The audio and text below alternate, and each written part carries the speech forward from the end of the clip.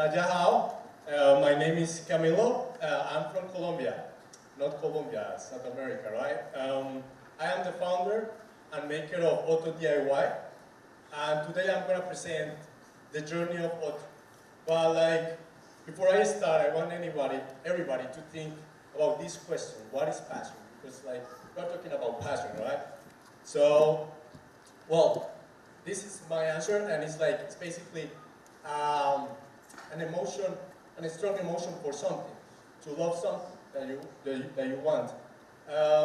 In our case, with Otto, it is the love to make robots, right? So why do we like to make robots? Since early age, when I was a child, I liked to watch Transformers and sci-fi movies, and I always liked when the robots appear and do movements and everything. As an industrial designer, I was also fascinated about the design and how real engineers, because I didn't study electronics or robotics, how they invent them, right? So for me, it was some sort of I was like a fan, let's say. So 3 years ago, I came to China to work as an industrial designer in Shanghai. But another of my objectives was to be a maker and to make robots, to learn, because I knew that in Shanghai, well, you have all these resources and it's even easier and cheaper to make it. So then I asked this question to myself, and this is my answer. The best one that I found is to create characters. The joy of animating mechanical objects and giving them personality. That interactive machines to play and learn. So these are some of the robots this design in the last 3 years since I came to China. You can see at the beginning from the top, all of them have wheels. And then we start to have some with legs, right? Maybe some can recognize this white guy. It's a Kickstarter campaign that it was successful last year. We prototype all of them. This is just a computer picture, right? But we prototype all of them, and we have a lot of failures. These ones didn't move, for example, but it was all fun, and that's the important thing about it.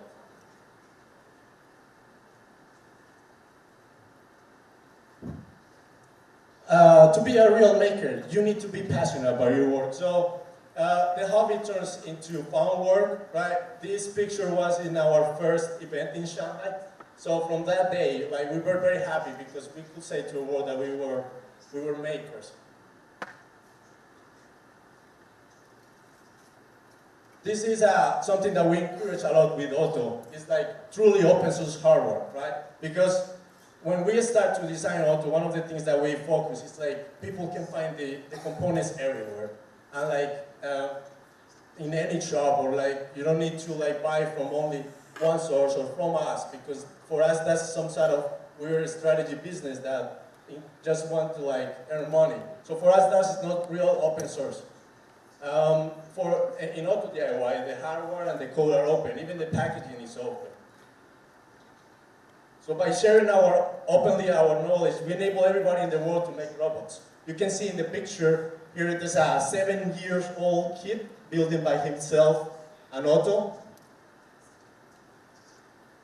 Build your own robot, that's our slogan. So together with the logo here on the top, you can see here all the parts needed to build Otto.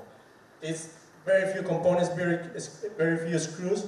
With only one screwdriver, you can build Otto in around 2 hours, if you are a beginner even. We aim to make a difference with Otto, to create a social impact of value for the public, rather than just for personal or shareholder wealth. Like this guy say, Austin, 2006.